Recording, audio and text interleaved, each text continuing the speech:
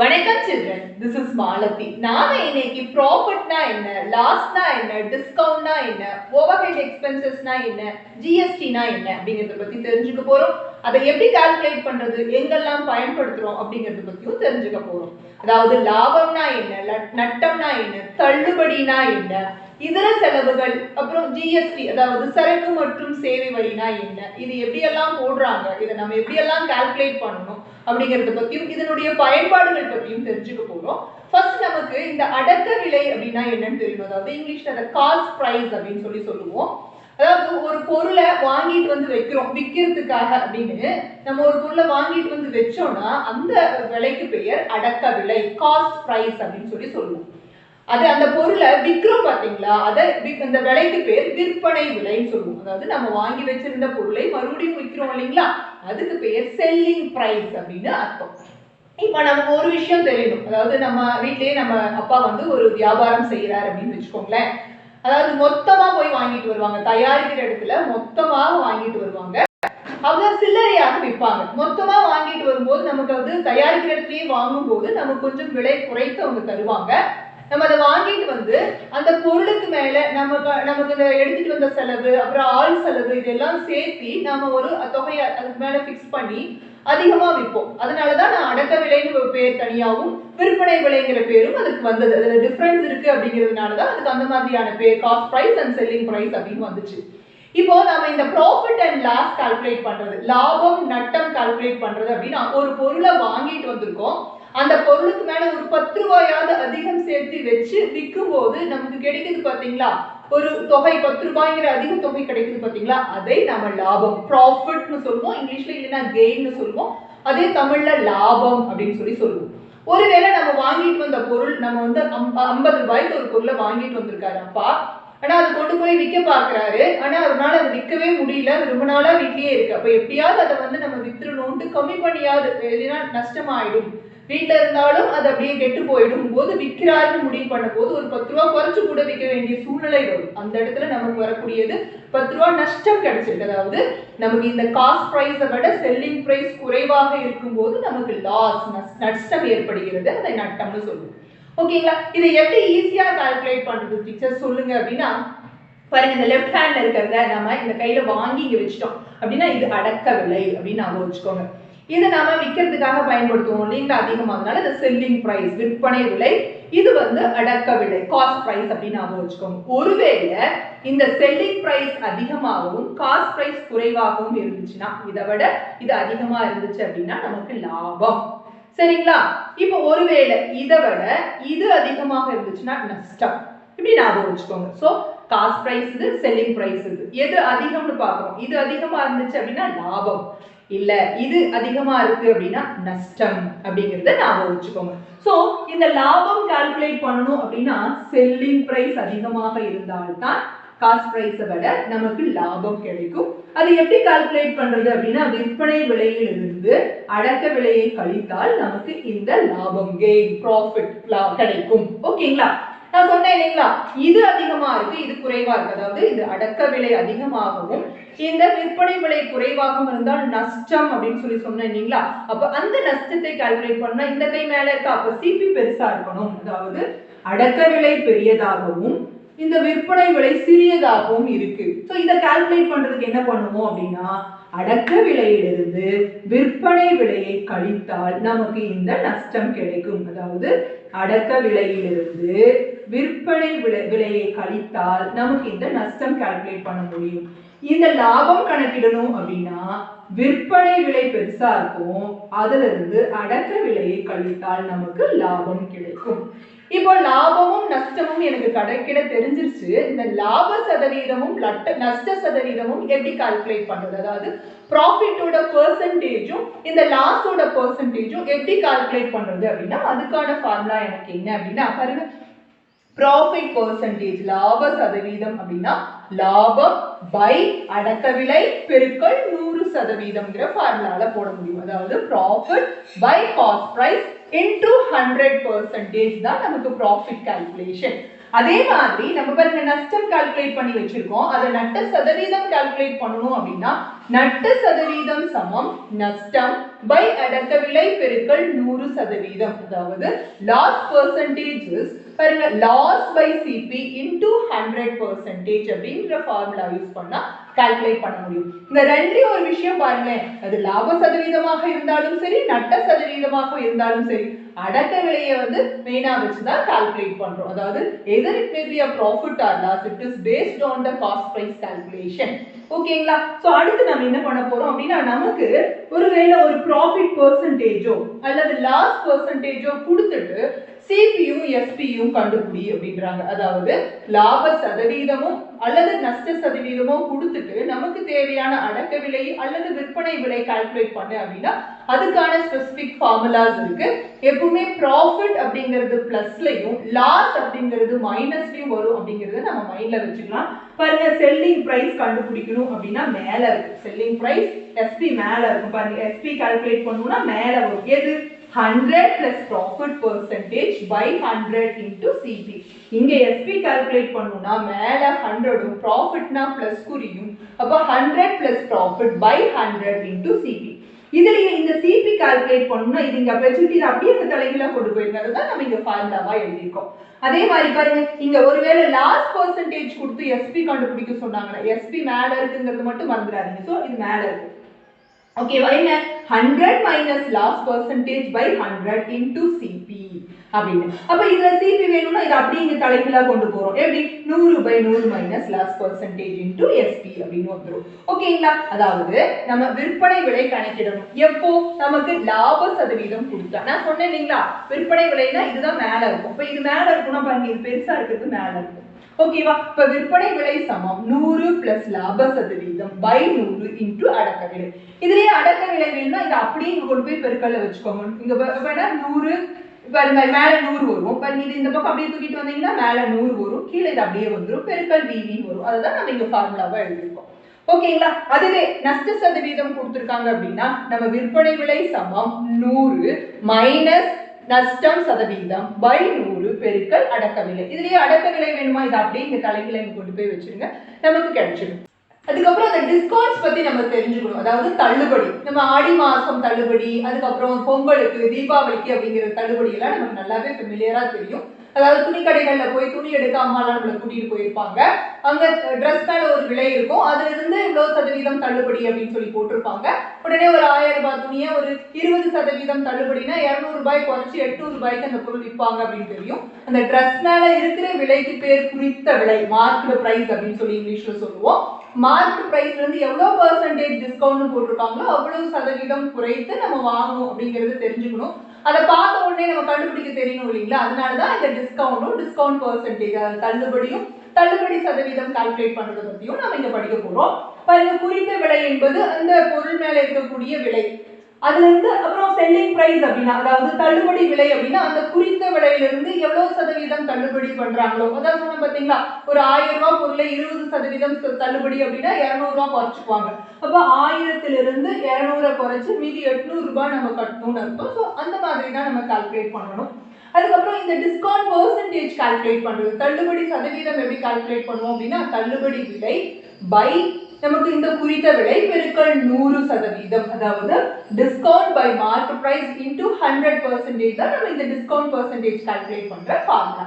அதுக்கப்புறம் ஒரு விஷயம் நமக்கு தெரியணும். அதாவது இந்த இதர செலவுகள் ஓவர்ஹெட் எக்ஸ்பென்சஸ் அப்படின்னா என்னன்னு தெரிஞ்சுக்கணும். நான் சொன்னேன் இல்லைங்களா உங்ககிட்ட லாபம் நஷ்டம் கால்குலேட் பண்ணும்போது நமக்கு இந்த அடக்க விலை விற்பனை விலை பத்தி எல்லாம் சொல்லும்போது நான் சொன்னேன் ஒரு பொருளை வாங்கி வச்சிருப்போம். அதை விற்கிறதுக்காக வாங்கி வைக்கிறதுக்கு பேர் அடக்க விலை, விற்கும் போது அதுக்கு பேர் விற்பனை விலை அப்படின்னு சொல்லி சொன்னீங்களா? இப்போ ஒரு சைக்கிள் வாங்கி நம்ம யூஸ் பண்ணிட்டு இருக்கோம்னு வச்சுக்கோங்களேன். ஒரு 1000 ரூபாய்க்கு ஒரு சைக்கிள் வாங்குறோம், அதை யூஸ் பண்ணிட்டு இருக்கோம். ஒருவேளை நம்ம அதை விற்கலாம்னு முடிவு பண்ண உடனே டயர்ல கொஞ்சம் வீக்கா இருக்கும், அங்கங்க நெளிஞ்சிருக்கும், இந்த மாதிரி சின்ன சின்ன செலவுகள் செஞ்சா அதை வந்து பாக்குறதுக்கு அழகானதாக மாற்றுவோம்.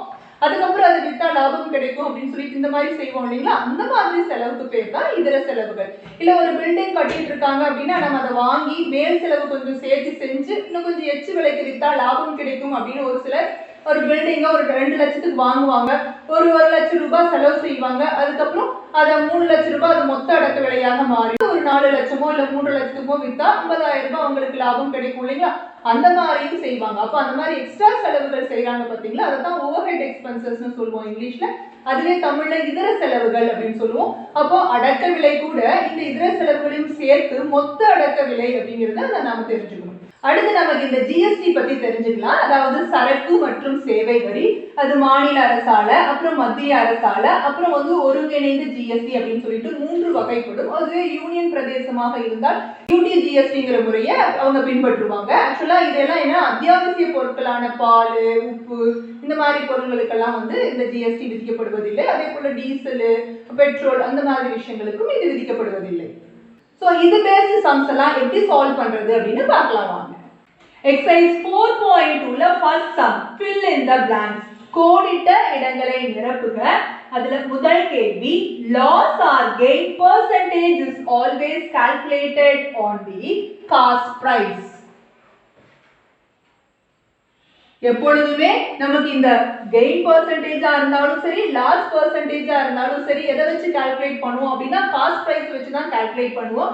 ஏன்னா gain percentage equal to gain by CP into 100.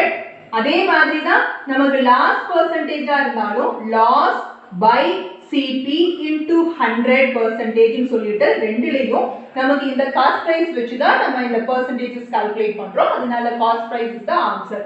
அதாவது நட்டம் மற்றும் லாப சதவீதம் எப்பொழுதும் அடக்க விலையின் மீதே கணக்கிடப்படுகிறது. அதேதான் சொன்னேன், லாப சதவீதம் லாபம் பை அடக்க விலை பெருக்கல் 100%. அதுவே நட்ட சதவீதமாக இருந்தாலும் நஷ்டம் பை அடக்க விலை பெருக்கல் 100% அப்படிங்கிறதுனால இது அடக்க விலை தான் விடை. இரண்டாவது கேள்வி, a mobile phone is sold for rupees 8,400 at a gain of 20%. The cost price of the mobile phone is. அதாவது ஒரு அலைபேசியானது 20% லாபத்தில் ரூபாய் 8,400க்கு விற்கப்படுகிறது. அந்த அலைபேசியின் அடக்க விலையை காண்க. இப்போ நமக்கு இந்த क्वेश्चनல இருந்து புரிஞ்சுக்கிட்டது என்னன்னா, இது செல்லிங் பிரைஸ், இது ப்ராஃபிட் பெர்சன்டேஜ், அதாவது இது லாப சதவீதம் அப்படினும், இது விற்பனை விலை அப்படினும் நம்ம புரிஞ்சுக்கிட்டோம். இப்போ நமக்கு என்ன கேட்டிருக்காங்க அப்படின்னா அடக்க விலை கேட்டிருக்காங்க, அதாவது காஸ்ட் பிரைஸ் கேட்டிருக்காங்க. நம்ம ஃபார்முலா காஸ்ட் பிரைஸ் அப்படின்னா கீழே அப்படின்னு ஞாபகம் வச்சிருக்கோம். செல்லிங் பிரைஸ்னா மேல கனமா இருக்கணும். அப்போ கீழே கனமா இருக்கிறது அப்படின்னா என்னன்னா 100.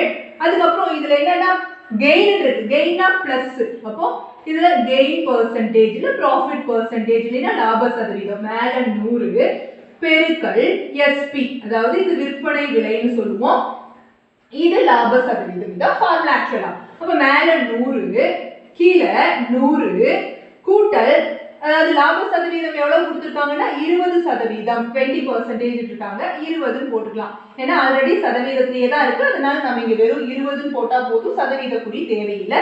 பெருக்கல் எஸ்பி அப்படிங்கிறது இதுதான விற்பனை விலை, அது 8,400 அப்படின்னு இந்த இடத்துல போட்டுக்கிறோம்.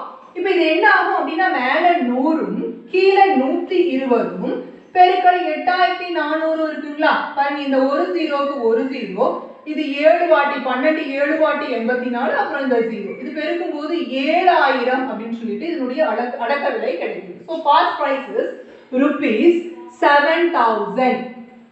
அப்போ ரூபாய் 7,000 அப்படிங்கிறது தான் இந்த செகண்ட் क्वेश्चनோட ஆன்சர். ஏன்னா இது நமக்கு அடக்க விலை. அடக்க விலை சமம் 100/100 கூட்டல் லாப சதவீதம் பெருக்கல் விற்பனை விலைங்கிற ஃபார்முலால பிரதியிட்டு நம்ம அதனுடைய விடையை 7,000 அப்படின்னு கணக்கிட்டோம். அதே மாதிரி அடுத்தது பாருங்களேன், an article is sold for rupees 555 at a loss of 7.5%. The cost price of the article is, அதாவது ஒரு பொருளானது 7.5% நட்டத்தில் ரூபாய் 555க்கு விற்கப்படுகிறது. அந்த பொருளின் அடக்க விலை கண்டுபிடின்னு இருக்காங்க. சேம் ஃபார்முலா, அடக்க விலை சமம். இங்க என்னன்னா போன கணக்குல கெயின் பெர்சன்டேஜ், அதாவது லாப சதவீதம் கொடுத்திருக்காங்க. இங்க நட்டம் அப்படிங்கும்போது கழித்தல் குறி, நஷ்ட சதவீதம் அதாவது லாஸ் பெர்சன்டேஜ். மத்ததெல்லாம் அப்படியே போட்டுக்க வேண்டியதான். நமக்கு லாபம்னா பிளஸ் குறியும் நட்டம்னா மைனஸ் குறியும் ஞாபகம் வச்சுக்கிறோம். அதனால மைனஸ் நட்ட சதவீதம் இன்டு எஸ்பி. இதுல அப்படியே சப்ஸ்டிட்யூட் பண்ண போறோம். இங்க என்ன அப்படின்னா 7.5% கொடுத்திருக்காங்க. 7.5 7.5 கூட போட்டுக்கலாம் இல்லைங்களா? 7 அரை வந்திருக்கிறது 7.5 போட்டுக்கலாம். நமக்கு இது கொஞ்சம் ஈஸியா இருக்குங்கிறதுனால இந்த ஃபார்மேட்டை நான் ஃபாலோ பண்ண சொல்றேன். இங்க 555 அப்படின்னு இந்த அடக்க விலை கால்குலேட் பண்றதுக்கு 100/100 minus last percentage into SP ல சப்ஸ்டிட்யூட் பண்ணிட்டோம். இப்போ என்ன அப்படின்னா இங்க பாருங்க 100 மேல கீழே 100ல முதல்ல 7 கழிச்சிருங்க 93ன்னு வரும். அப்புறம் 0.5 குறைச்சிருங்க 92.5 அப்படின்னு கிடைக்கும். இந்த இடத்துல நமக்கு 555ன்னு இருக்கு. பாருங்க கீழே பகுதியில் அதாவது இந்த டினாமினேட்டர் டெசிமலா இருந்தா அதை ஹோல் நம்பரா மாத்துறதுக்கு நம்ம எத்தனை பண்ணணும், எத்தனை டெசிமல் பிளேசஸ் புள்ளிக்கு அப்புறம் எத்தனை இலக்கம்னு செக் பண்ணணும். ஒண்ணுனா மேலே கீழையும் 10ஆல பெருக்கி மேல 1000ம் கீழே 925ன்னு வந்துடும். இது 555ன்னு பாத்தீங்களா? பகுதியில் அதாவது டினாமினேட்டர் டெசிமலா இருக்கிறது மேலேயும் கீழையும் 10ஆல மல்டிப்ளை பண்ணி சேஞ்ச் பண்ணிட்டோம். இப்ப பாருங்க 5ஆல அடிக்க முடியும். 5 ஒரு வாட்டி, அப்புறம் 8 வாட்டி 40, 5 வாட்டி. இங்க 5ஆல அடிச்சா ஒரு வாட்டி ஒரு வாட்டி ஒரு வாட்டி. அகைன் இது ரெண்டையும் 5ஆல அடிக்க முடியும். 5 3 வாட்டி 15, 7 வாட்டி 35, 5 2 வாட்டி 10, இது 200 ஆயிடும். இது ஒரு பிரைம் நம்பர், அதாவது பகா எண். நம்ம 1 முடியணும்னா இதை 3ஆல பெருக்கி பார்க்கலாமா? அப்ப 37 × 3 21 மிச்சம் 2 9 11 பாத்தீங்களா? அப்போ 37 நமக்கு எத்தனை வாட்டி 3 டைம்ஸ் 111 அப்படின்னு வருது. அதனால 37 3 வாட்டி 111 அடிச்சிட்டோம். இப்போ இதுவும் தான் பாக்கி. ரெண்டையும் பெருக்கும் போது பாருங்க 600 அப்படின்னு கிடைக்குது. சோ இந்த தேர்ட் क्वेश्चनோட ஆன்சர் நமக்கு 600 rupees, அதாவது ரூபாய் 600 அப்படிங்கிறது தான் இந்த மூணாவது கேள்வியோட விடை. Fourth question, a mixer grinder marked at rupees 4,500 is sold for rupees 4,140 after discount. The rate of discount is, அதாவது நமக்கு என்ன கேட்டிருக்காங்க அப்படின்னா டிஸ்கவுண்ட் பெர்சன்டேஜ் கேட்டிருக்காங்க அப்படின்னு அர்த்தம்.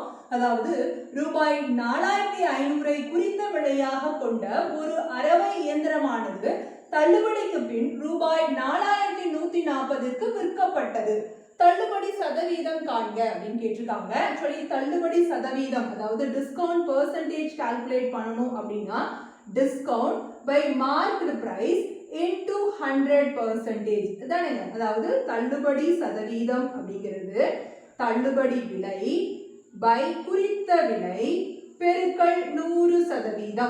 இப்போ முதல்ல நம்ம தள்ளுபடி கண்டுபிடிக்கணும் அப்படின்னா பாருங்க இந்த மார்க் பிரைஸ்ல இருந்து இந்த செல்லிங் பிரைஸை கழிச்சா நமக்கு 360 கிடைக்குது. அதாவது என்ன அப்படின்னா பாருங்க விற்பனை விலையிலிருந்து இந்த தள்ளுபடி விலையை கழிக்கிறோம். 4,500ல 4,140 போச்சுன்னா 360, அதுதான் தள்ளுபடி விலை. அது பை குறித்த விலை அப்படிங்கிறது நமக்கு இந்த 4,500 அதை கீழே போட்டுக்கிறோம், அதாவது மார்க் பிரைஸ் கீழே போட்டுக்கிறோம் இன்டு 100%. இப்போ பாருங்க இந்த 2 100க்கு இந்த 2 0க்கு இந்த 2 0 கேன்சல் ஆகிடுது. மேலே கீழே 9ஆல் அடிக்கலாம். 9 5 வாட்டி 45, 9 4 வாட்டி 36, அப்புறம் அந்த 0 5 8 வாட்டி 40 அப்படின்னு நமக்கு இதனுடைய இது 8% விட 8% அப்படின்னு கிடைக்குது. ஸோ ஃபோர்த் क्वेश्चनோட ஆன்சர் 8%.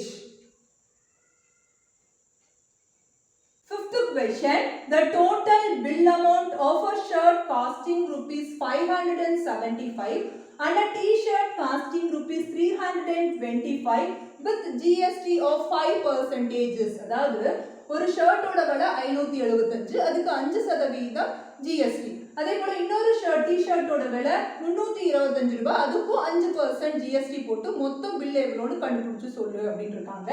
அதாவது ரூபாய் 575 மதிப்புடைய ஒரு சட்டைக்கும் ரூபாய் 325 மதிப்புடைய ஒரு டி சட்டைக்கும் 5% சரக்கு மற்றும் சேவை வரி விதிக்கப்படுகிறது. எனில் மொத்த ரசீது தொகை எவ்வளவுன்னு கேட்டிருக்காங்க. ஸோ பில் அமௌண்ட் ரசீது தொகை கால்குலேட் பண்ணணும் அப்படின்னா ஃபர்ஸ்ட் இந்த ரெண்டோடைய விலை, அதாவது சட்டோடது 575, டி ஷர்ட்டோடது 325, ரெண்டுக்கும் 5% தான் ஜிஎஸ்டி போது ரெண்டையும் கூட்டிக்கலாம். நமக்கு பாருங்க 900 ரூபாய் வருது.